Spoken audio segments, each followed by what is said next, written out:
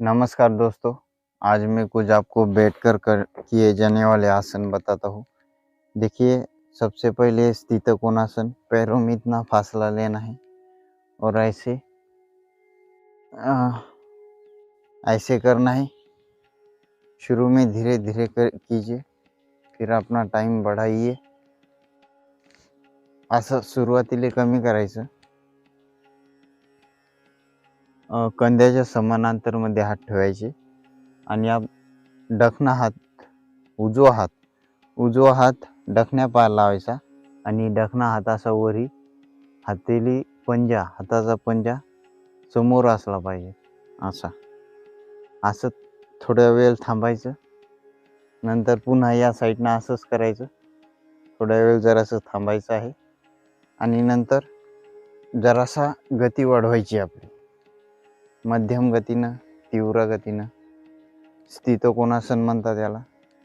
स्थित कोणासन केल्याने पोट चांगलं राहते, मोटापा कम होते, गॅस ॲसिडिटी बनत असेल दूर होऊन जाते. असं आपल्या ताकदीनुसार शरीरमध्ये करायचं आहे. शरीरमध्ये लचीलापण येते, फ्लेक्सिबिलिटी वाढते, शरीरामध्ये लचीला होते शरीर, कुणकड बिन वागते. मग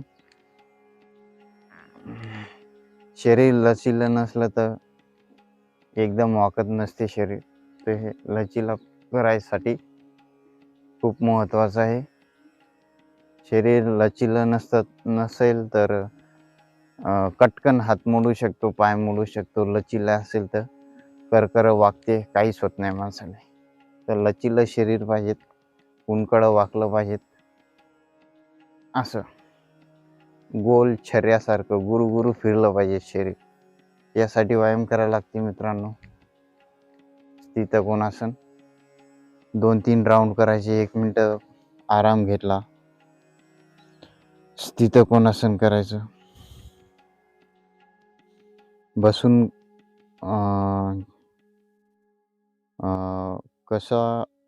बसून करणारे व्यायाम सांगणार आहे मी आता. बसून तुम्ही करू शकता असे.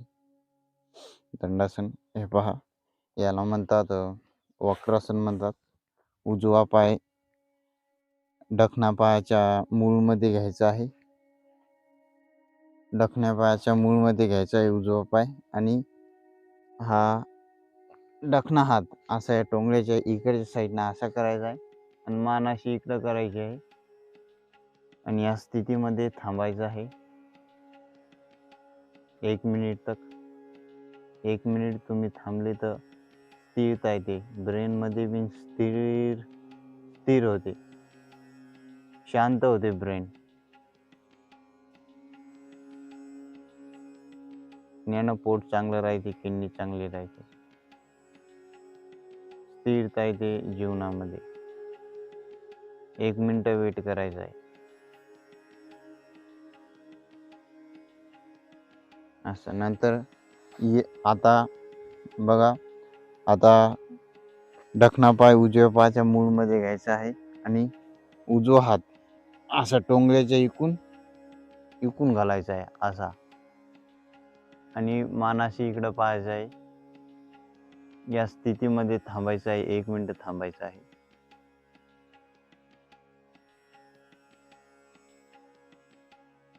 श्वास मध्यम गतीनं घेऊ शकता तुम्ही किंवा कपालभाती प्राणायाम करा. नासिकातून श्वास बाहेर सोडा.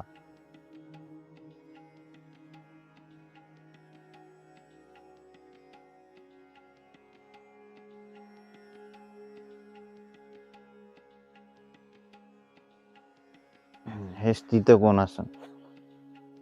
जरा नवीन जराशे हातपाय वाकणार नाही तर नंतर हे बटरफ्लाय करू शकता. असं बघा,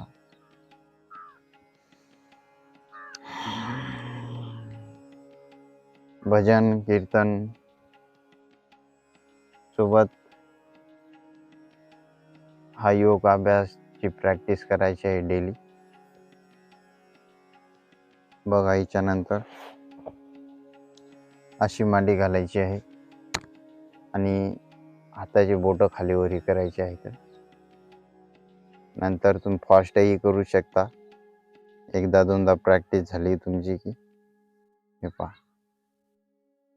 नंतर असे गोल गोल घुमवायचे बोटं.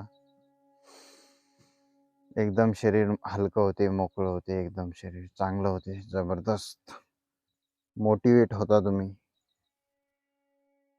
असं स्ट्रॉन्ग योगी बन के जीना है, भोगी रोगी बन के नहीं जीना.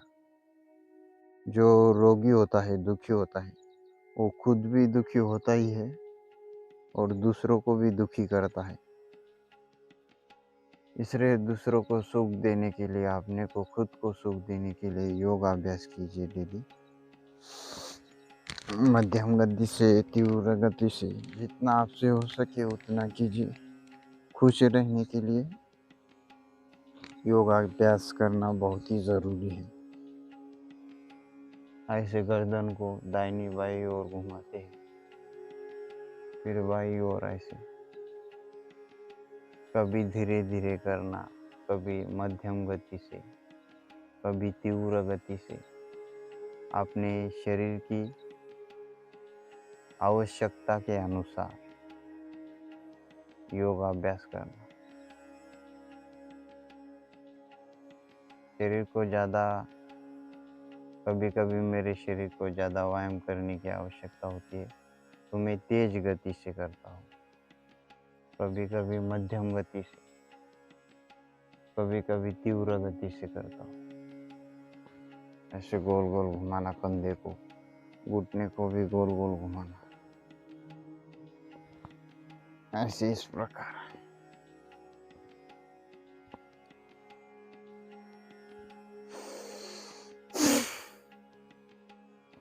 थोड़ा सा अनुलोम विलोम प्राणायाम करते हैं.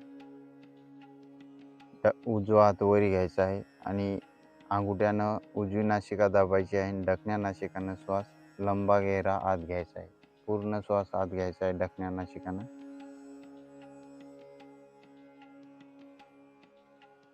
आता डकणी नासिका दाबून उजव्या नासिकानं सर्व श्वास बाहेर सोडायचा आहे. पुन्हा सर्व श्वास अंदर घ्यायचा आहे उजव्या नासिकानं आणि डकण्या नासिकानं श्वास बाहेर सोडायचा आहे. ज्या नासिकानं श्वास बाहेर सोडा त्याच नासिकानं पुन्हा आत घ्यायचा आहे.